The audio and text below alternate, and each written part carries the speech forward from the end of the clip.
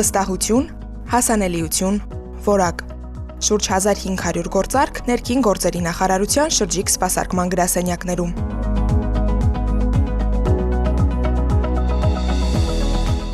Ներքին գործերի նախարարության բարեփոխումների համատեքստում միգրացիայի եւ քաղաքացիության հաշվառման քննական բաժինների ծառայությունները քաղաքացիների համար առավել հասանելի եւ դյուրին դարձնելու նպատակով 2025 թվականի մարտին ներդրվեց ներքին գործերի նախարարության շրջիկ սպասարկման գրասենյակների միջոցով ծառայությունների մատուցման այլընտրանքային ձևաչափը։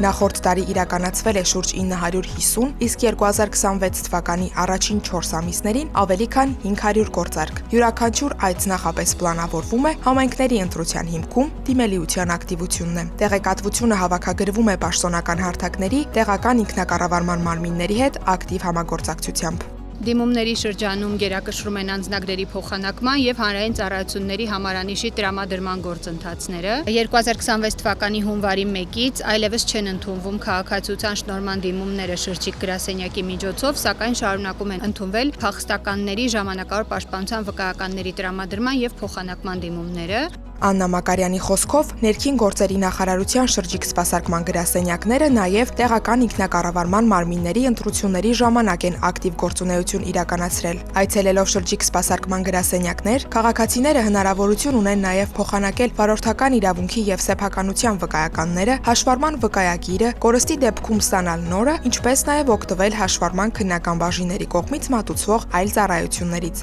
Առաջնորդվելով քաղաքացիակենտրոն մոտեցմամբ, շրջիկ սպասարկման գրասենյակների աշխատակիցներն անհրաժեշտության դեպքում նաև տնայցեր են կատարում։ Շուրջ 1500 գործարքները պարզապես վիճակագրական տվյալներ չեն, դրանք քաղաքացիների վստահության, մատուցվող ծառայությունների հասանելիության եւ որակի մասին են։